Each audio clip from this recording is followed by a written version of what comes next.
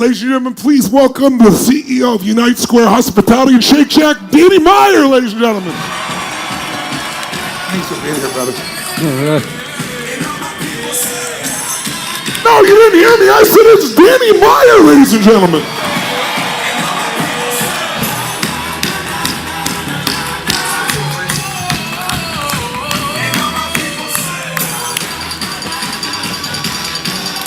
Oh, yes. Have a seat. Hey, Danny. Danny, thanks for joining us. Oh, what a pleasure. What a great crowd. What an amazing crowd. I've been soaking up this energy, and it's just like, Well, you got some energy. I mean, the number, 50 restaurants do you have, different chains now? Is that correct? one chain called Shake Shack, but everything else is a restaurant, yeah. Yeah, it's wild. And, you know, the way you've differentiated to have the kind of impact you have across all these different restaurants blows us away.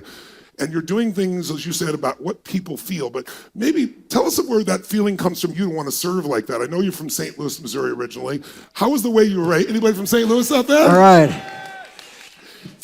How was the way you were raised? How did that affect your philosophy of food and restaurants? I'm curious to start with. Well, I think it affected me in so many ways. The first thing is I love food, and I love stuff that you put in the glass, too, of almost every stripe.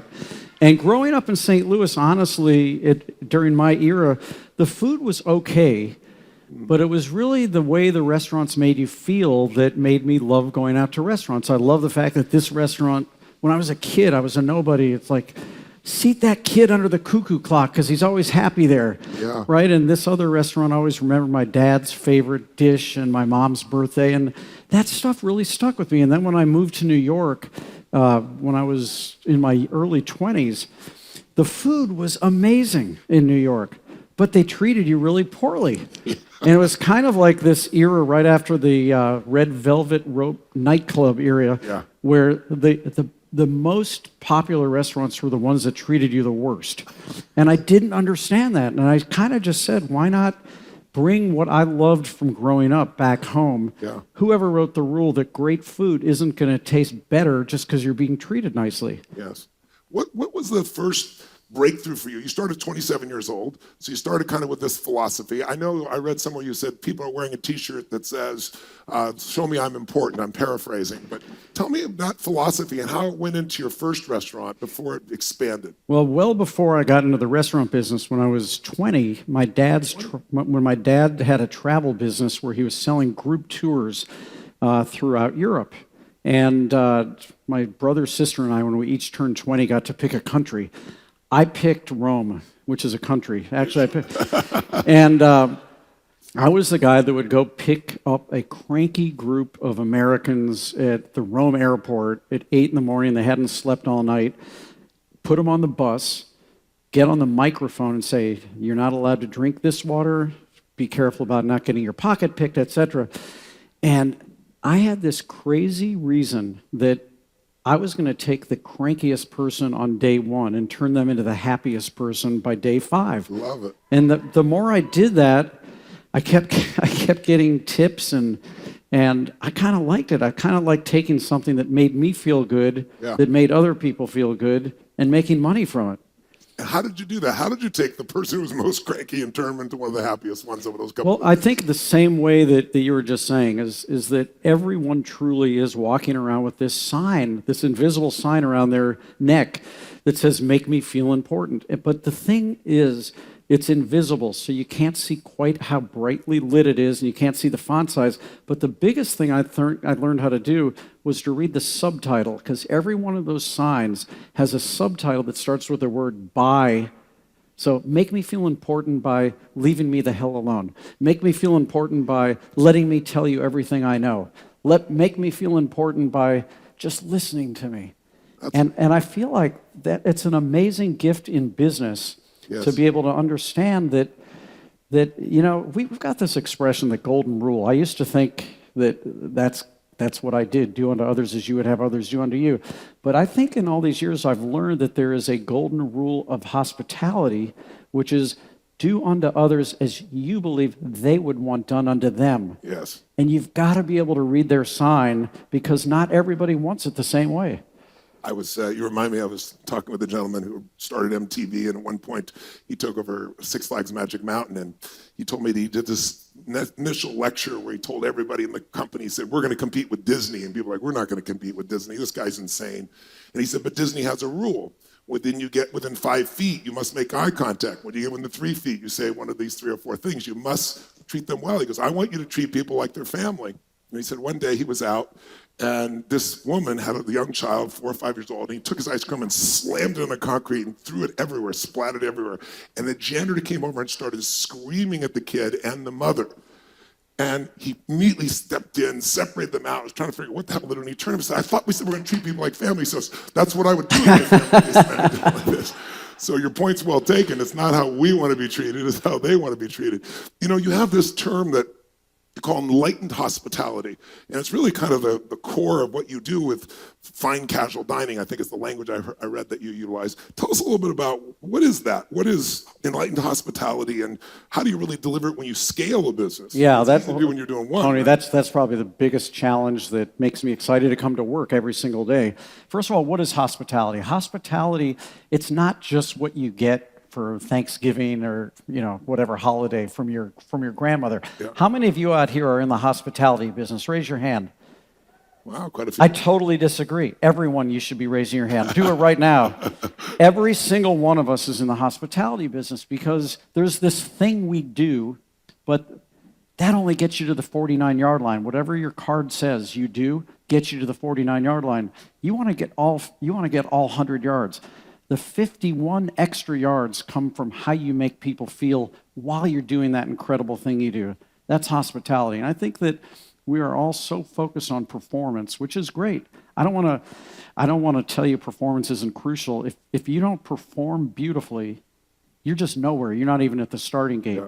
But there are so many companies that can now do what you do because the word gets out, they can copy it. Exactly right. What does that leave you with? That leaves you with hospitality. How did you make all of your stakeholders feel? Now, who are your stakeholders? And this is what enlightened hospitality means. Every single one of us has the exact same 5 stakeholders, but each one of us also gets to pick in which order are we going to prioritize them. And all my life growing up, from my family in St. Louis, I heard customers always right, customers always first. And that got me kind of far. Then I took I took one economics class in college, and we were studying this guy, Milton Friedman from the University of Chicago, who said, nope, the investor is always first, because if you make every decision on behalf of the investor, everything works out.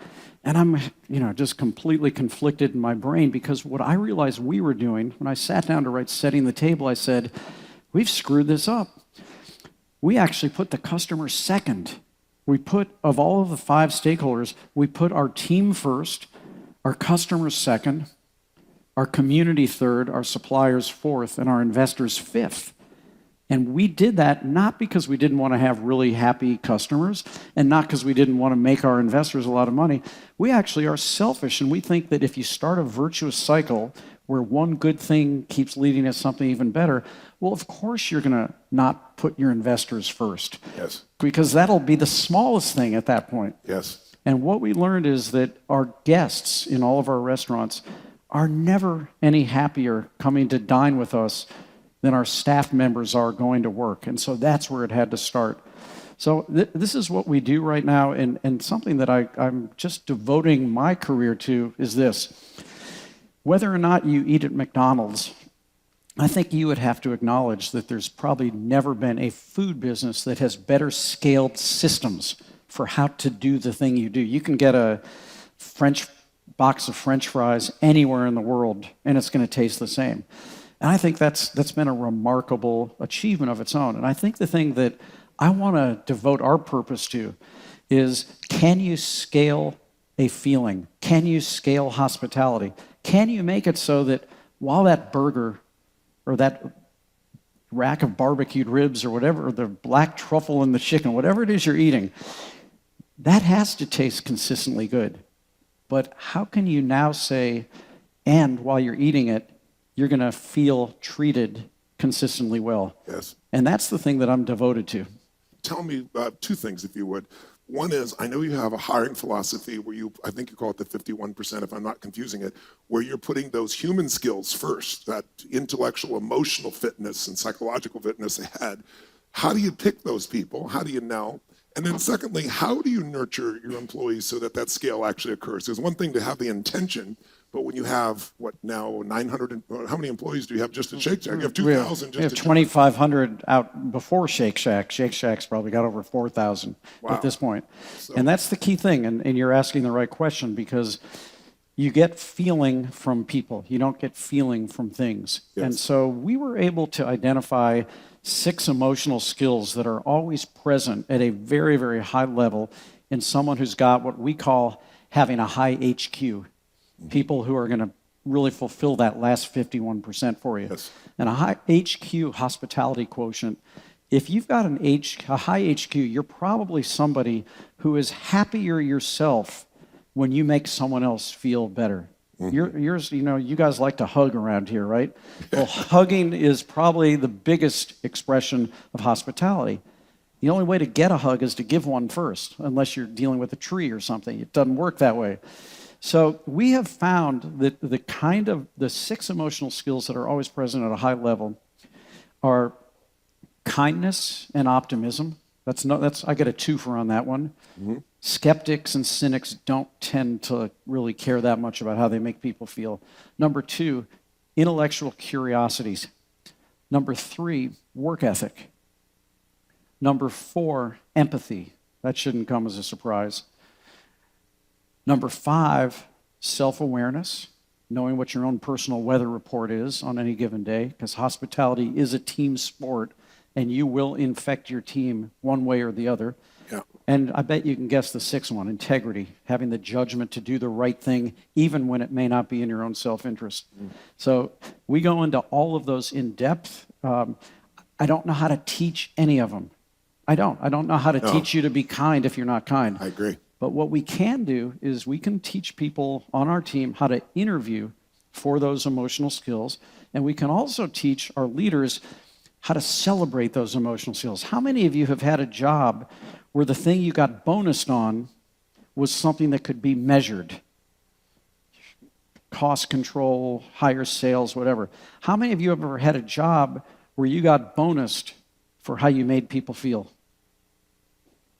We need to see a whole lot more hands go up if this country is going to continue to lead the way in this hospitality economy. Are you watching? I remember I interviewed some people at Southwest Airlines. There was a point when they had the worst ratio of approval for the stewardesses and stewards. And I talked with a gentleman who turned that around. And the way he did it wasn't by the interview. They did group interviews. And during the group interview, the person would come on stage and have to say why they should be selected above everyone else. But what they didn't realize is they weren't judging the speaker, they were judging the listeners. Because Southwest had people would sit down, barely take care of you, and walk themselves up. And if you wanted something how to undo their belt, they get all pissed off. And they're watching the people, they're cheering for the person they're competing with. How do you find these qualities? Is it behavioral that you're noticing? Is it something you're seeing by talking to people in their past? Or is it things that just show up during the interview itself, or all the above? I'm curious. Well, they definitely don't tend to show up on a two-dimensional piece of paper, also known as an application. Yes. So the interview is absolutely the first cue. I wouldn't say to you, hey, Tony, tell me about your work ethic. I've got a great one. Yeah. No, but I'm going to be able to tell based on the way you present yourself. Did you do any research on the company? What kind of questions are you asking, et cetera? But to your point about Southwest Airlines, every 2 weeks to this day, I conduct a meeting with anyone in our company who has been hired within the past 2 weeks. Wow. And what I'm doing is, while people think I'm putting it out there to them, I'm really, really taking it in. And I promise you, in every single session, we call it new hire orientation, let's say there's 20 or 30 people in the room, there's always 2 people in the room who either I've put to sleep or they put themselves to sleep, because this stuff just isn't jazzing them. And so what I tell them, using this, funnily enough, an airplane metaphor, yes, is to say, you ever been on an airplane and the first thing that the flight attendant says is, if Palm Beach wasn't your destination, now would be a good time to get off the airplane? Well, basically, that's what I say to people. And I say, look, I've told you where we're going. That's my job as the boss. but you're the passenger. Your life is so much more important to you than this company. And this would be a good time to get off the airplane if this doesn't jazz you. And then I actually invite people. I said, if you're feeling that way, I have no sympathy for you if when you wake up tomorrow morning, you look yourself in the mirror, that you're just doing time here, because you do not need this job. There are many other jobs you could have out there. Tony Hsieh at Zappos actually, let's have a hand for that for starters. I forget 100%.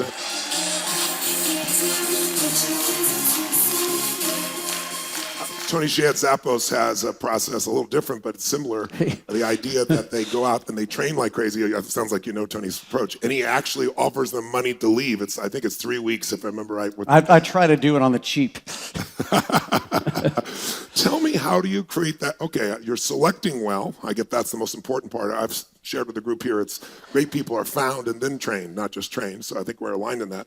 But how do you keep that culture alive when it's scaling so large? Like, what do you do for the employees to make them feel like they're first? Well, before there's anything we do for the employees, it's what can they do for each other. And we tell every single person who works on our team that your highest priority is how you treat each other. You yourself need to be the single highest reason that all of the rest of your colleagues want to come to work. And, you know, if hospitality is a team sport, why is it that baseball players leave home and they don't go, hey, honey, I'm going to work. You're going to play. You're going to win. And I want a team of people that are most excited to go be on that team because someone or some other people on the team, let's face it, you've got one of the greatest tribes in the world out here, which I'm incredibly impressed with. Come on, bring it up here.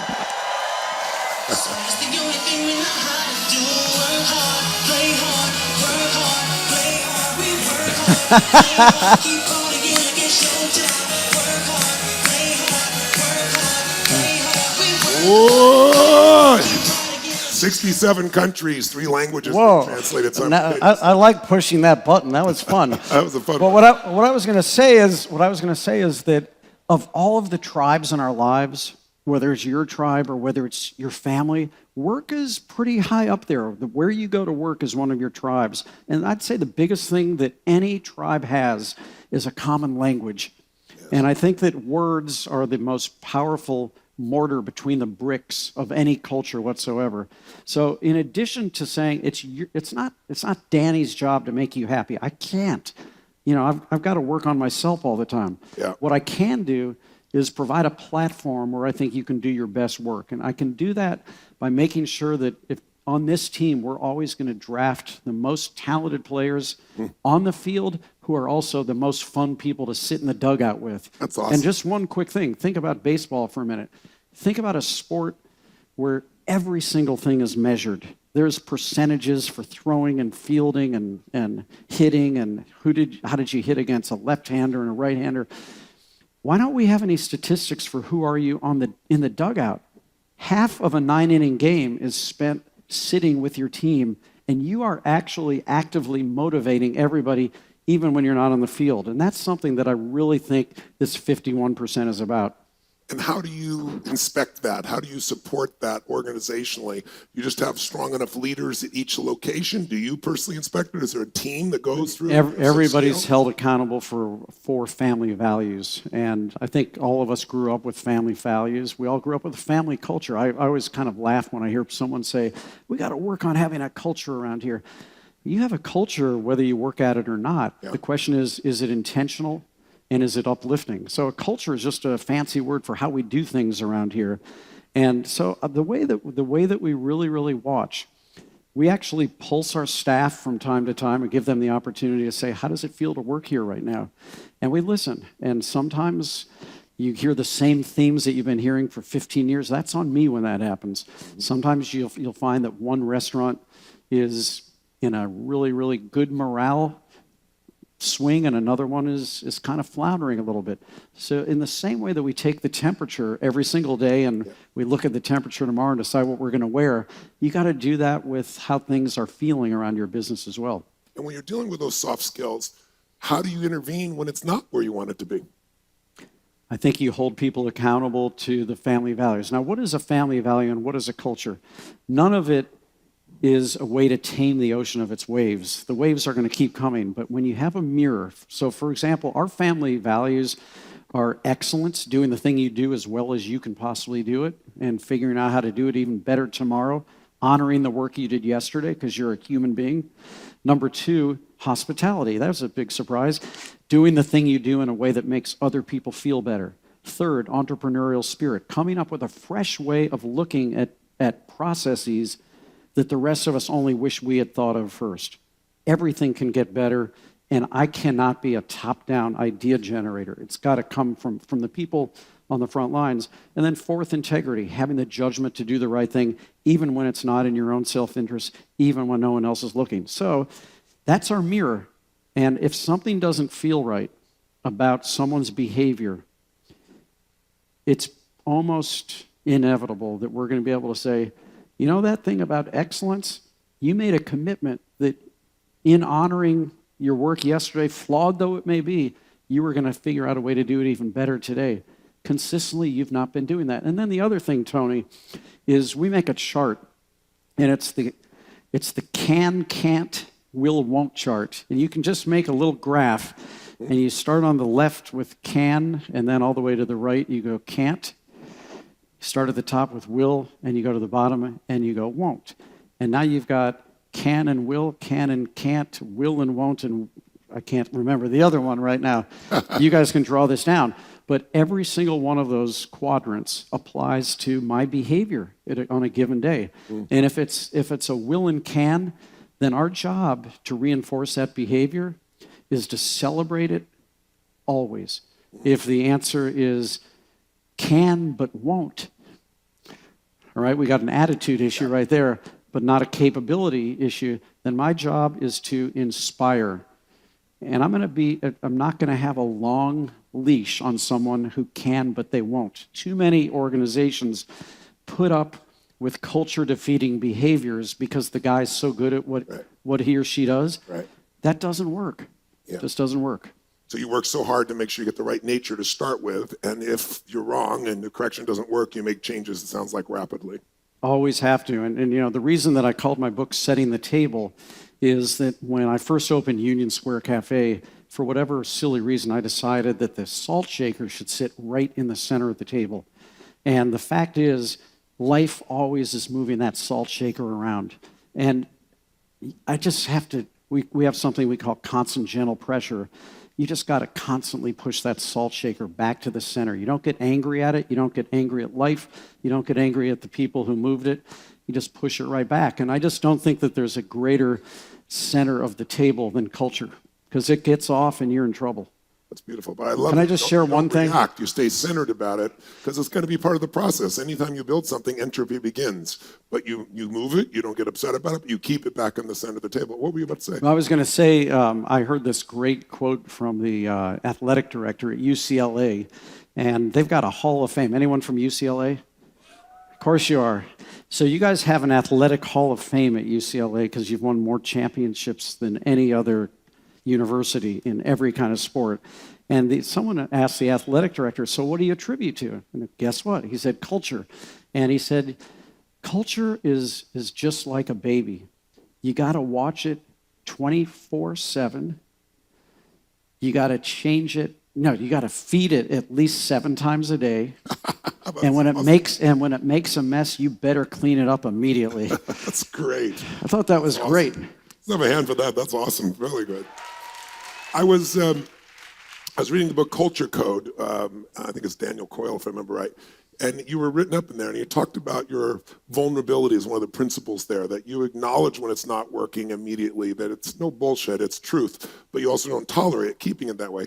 Tell us a little about your leadership philosophy. You kind of are by telling us about your culture, but what makes a great leader in any of your organizations, and how do you inspire those qualities or find those qualities?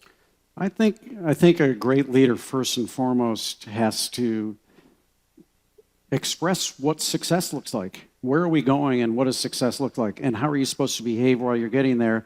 And consistently shine your light. I kind of look at it like the Statue of Liberty with the beacon. And anytime you do something really well according to what we agreed you're going to do, I'm going to shine the light on you. Anytime anything good happens for our company, I'm going to shine the light on you. Anytime you screw up, I need to shine it on both of us. And anytime I screw up, it's going to be squarely in my face. And I think leaders who do that make it safe to make mistakes. I will put up with any mistake that does not lack integrity, because I think that's where some of our greatest learning comes from. Great principle. But I also think that you got to use your leader fire in many ways. So one is a way to light the way for others. One is the way to shine the light on you. But another way to do it is you got to have fire in the belly. Do you guys think you understand that here? I think you understand what fire in the belly is like here. And sometimes leaders can, what you have right here is a bonfire, and that's where we all have something in common. You've got to look for those common celebrations. But sometimes there's even time for a campfire. And what a campfire is, there's only 4 or 5 of us. There's not 4,000 of us. A leader sometimes needs to take 3 or 4 people and have a campfire where you get a little bit more intimate. Yes. What the leader's doing at that point, though, is taking the fire out of your belly, trusting that by putting it here where we don't have a power differential, it can bring us all together. If you do that too often, though, other people on the team are going to get jealous that they were not invited with their marshmallows. And when you're sleeping in the tent, they could put out your fire. So you got to use that campfire. And of course, sometimes you use your fire to warm somebody who needs it. Yep. And sometimes you got to use your campfire to singe somebody because they betrayed your principles. And I would say that... How long do you tolerate a betrayal of principles? Well, I was going to say, if I have the one part of my own leadership that I would criticize the most, and like everybody else, you take your greatest strength too far and it becomes a weakness, is my patience is probably, the wick on my candle is sometimes a little bit too long.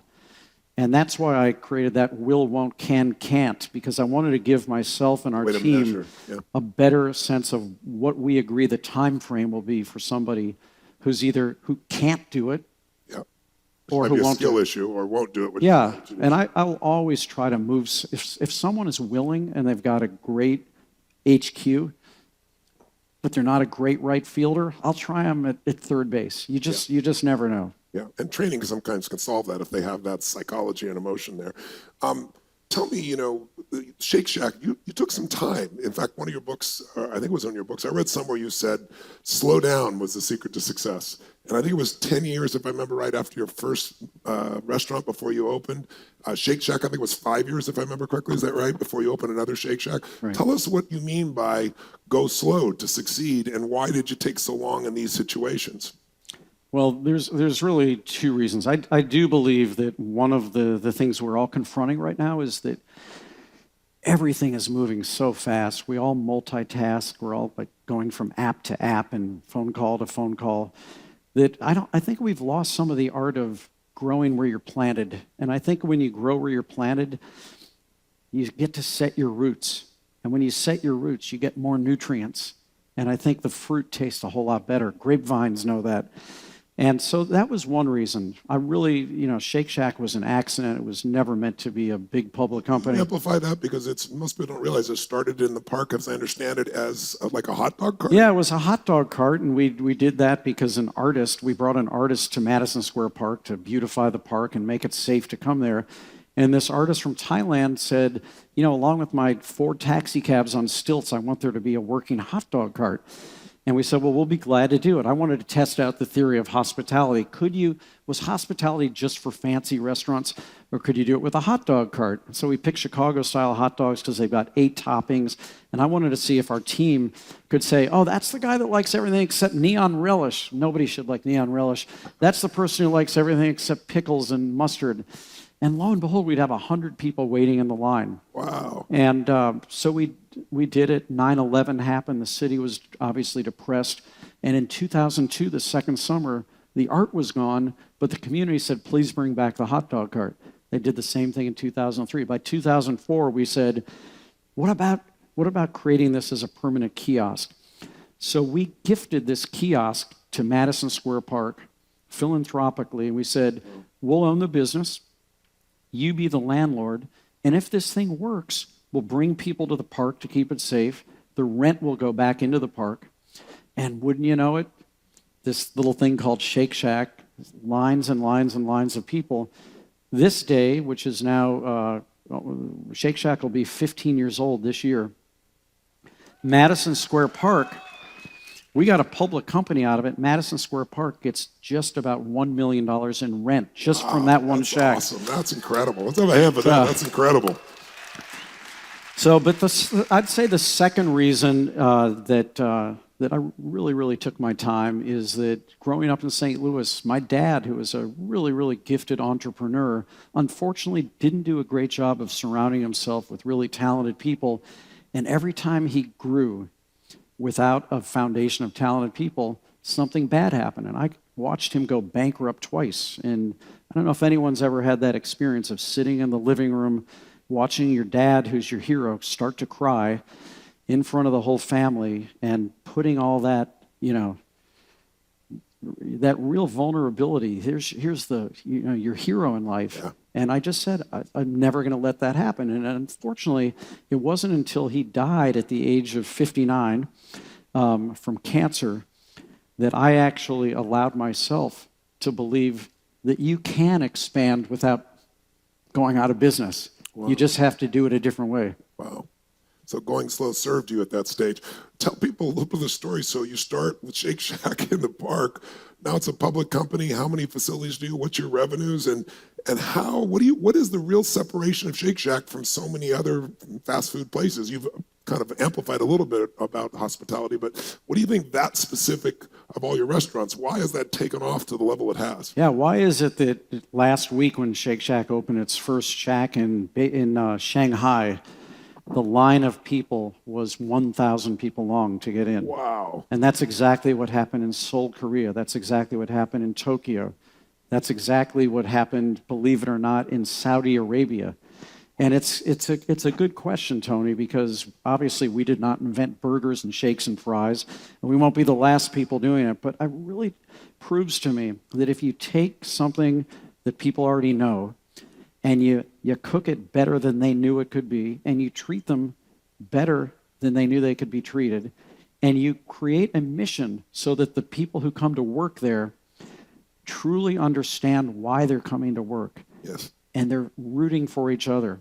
And when Shake Shack went public, 100% of all the employees, many of whom had never had a job before Shake Shack, were given the opportunity to buy the stock at the strike price, wow, which at that time was $21. And then every manager was given stock options, and unlike the rest of us, they were not locked up. And I can't tell you how gratifying it is when you can meet someone and they say, my college loans, I was intending to be paying that for 8 years. It's done. I never thought I could put my kid in college. Now I can. So that's awesome. That's really beautiful. Real good.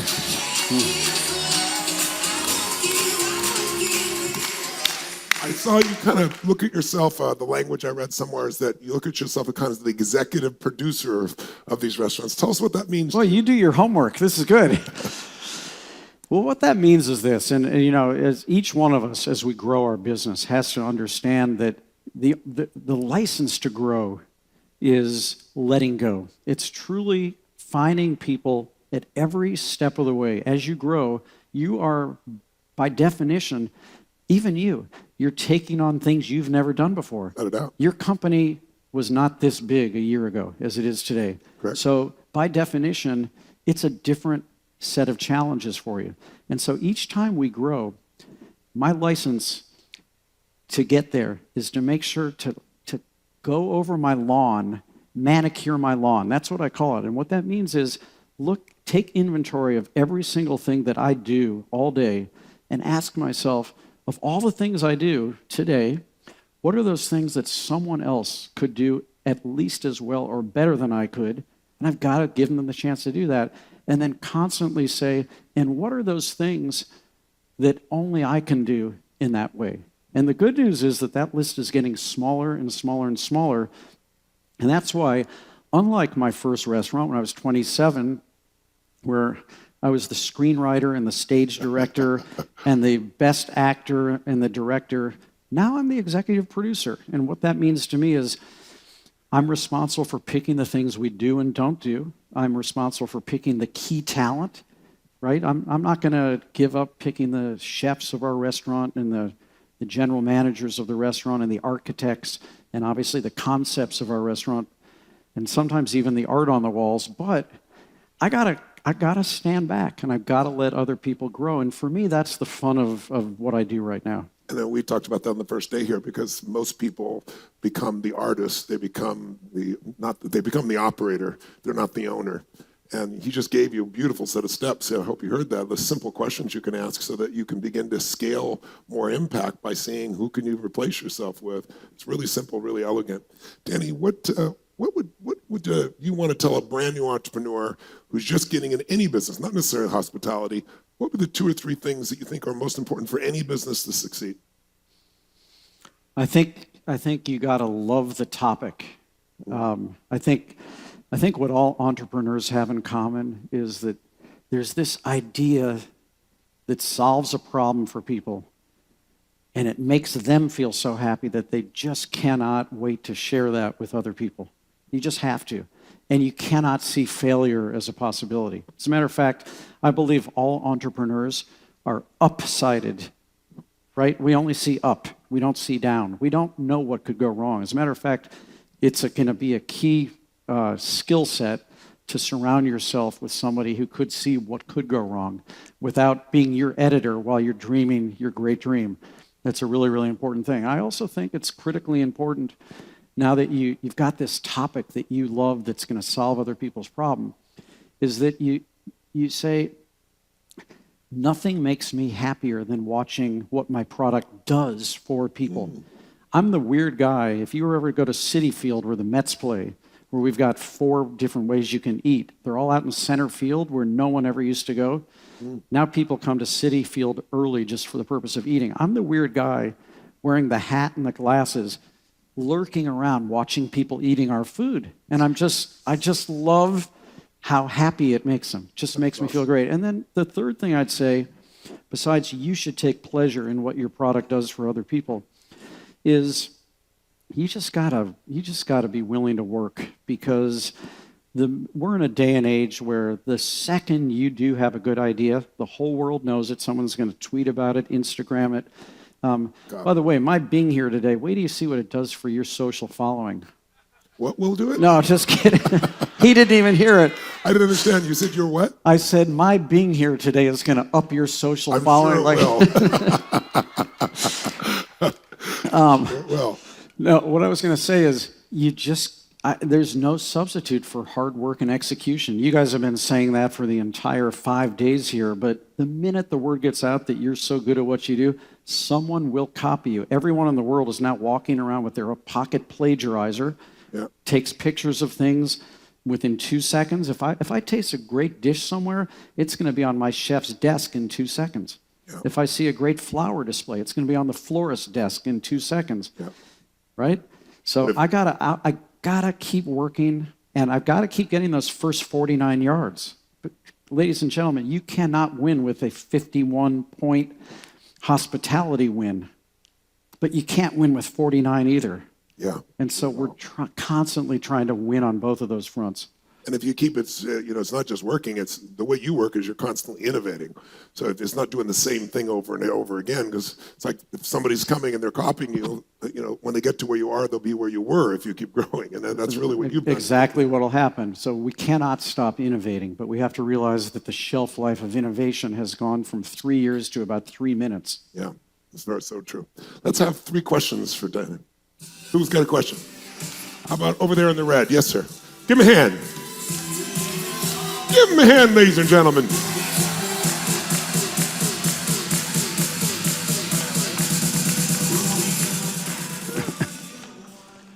Thank you so much for joining us all day. The Big Tony, thank you so much for the transformation that you've caused in our life.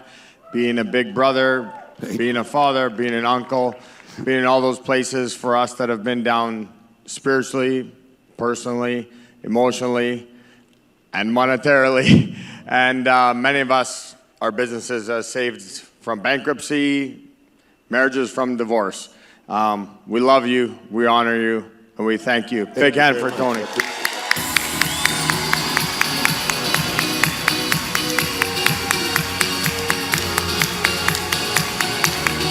Thank you. Ooh. Thank you. You did it, but I'm glad I got to help a little bit. But everybody here, you did it. I don't ever have the delusion I did it, so don't you have that delusion either. But thank you. I appreciate the acknowledgement. And I knew you were going to say that. Now for the question. Sorry about that derailment there. For many years in business that you've been, it seems like every next level that we get to, all these challenges are over. I'm pretty good. It's like things are going good. There's nothing I can take. And bang, something comes from the back that you didn't expect, that maybe the city gives some new tax, or there's thwarted intention all over the place. And then you get to a point saying, well, I realize it'll never end.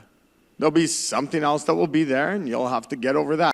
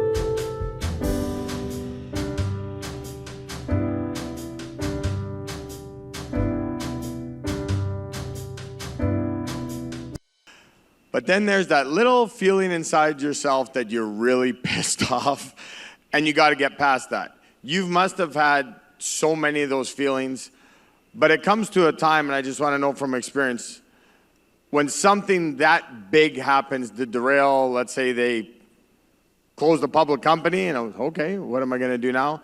What is the initial feeling you get, and how do you move past that? And how fast can you move past that? Two ways I'd answer the question. Number one is we do not have enough. I'm going to use my surfing metaphor again. I want to be a championship surfer. I have to be the guy that chooses to get in the water. I need waves, or I may as well be in a bathtub. The only way to distinguish myself as being a championship surfer is that while everybody else is getting knocked off their surfboard by a tough wave, I'm doing the Tony Robbins thing, I'm like, I'm showing you how it's done. So as long as those challenges are meted out in a universal way, I'll go toe-to-toe with any other business. Was I happy when I learned that the New York City Department of Health was going to be putting letter grades on the windows of every restaurant? Of course I wasn't happy. But you know what? If everybody's got to do it, we'll win. But there's one other way I look at it. Whoever wrote the rule that we can't get out ahead of some of these things and actually lead the entire industry? 1990, the year after my dad died, or the year he died, I got so pissed off at walking home from work smelling like an ashtray from our guests, or being in between a fight for the last person in no smoking and the first person in smoking. Yes. That I just said, we're eliminating smoking in our restaurants. 12 years later, it became law in New York City. Amen. During those 12 years, but I just want to say, during those 12 years, consistently, the Restaurant Association said, if this is ever law, no one will ever go to restaurants anymore. No one will ever go to bars anymore. Everyone will start going to New Jersey where you can still smoke. Guess what? It didn't happen. All right, here's another one. I didn't wait for there to be a no smoking ban. We also didn't wait for there to be any kind of legislation with respect to tipping in restaurants. We eliminated tipping starting in 2015. And I believe as of this week, 100% of our restaurants are no tipping. And I could spend all day, which we don't have, explaining why I think tipping actually holds people back in their careers and it makes it hard for career growth.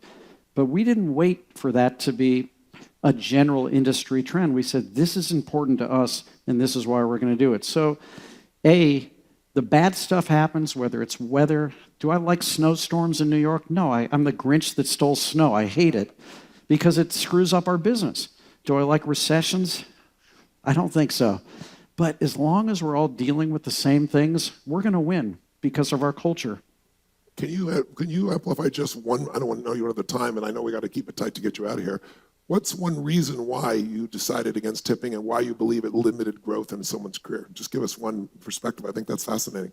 Well, because the very thing that you think you're doing to help somebody by giving 15 or 20 or 25% tip is actually preventing somebody from promoting their life beyond that. Also, in most states, tips are not legally able to be shared with cooks. And so you give someone a 20% tip, the person you give the tip to invariably is sharing it with all the other servers. That's what they tend to do. They're mostly pool houses. Every time prices go up on the menu, they get a 20% raise. The cooks get nothing. And over the course of my career, I've just gotten tired of being a hypocrite where I say, we put our employees first, but we really only put our tipped employees first because our cooks, as a discrepancy, are getting about 25% more today than they got in 1985, whereas our tipped employees are making about 300% as much. Wow. Now, that's fine. I'm happy with that, but even that 300% is like a drug, and they can't promote their career to be a manager after that because the managers in restaurants often make less money than tipped employees. Wow, that's wild. So we looked at all that stuff and we said it's not sustainable. We need to get great people who look at the profession and they say, I want to do this for my career. And so now the people who work in our restaurants, when someone's really nice to you, you know it's like the Japanese word omotenashi, which is the pleasure I get in anticipating your needs and providing that hospitality without expectation of further compensation makes it all the more genuine. Absolutely. And you can be sure if you come to any of our places, that's what it is. Let's have a hand for that. It's beautiful. Thank you very much. Based on time, let's stand up and stretch. Based on time, let's give this man a huge hand, first of all. And if you want to sit the Thank next you. seat, I do. you're good.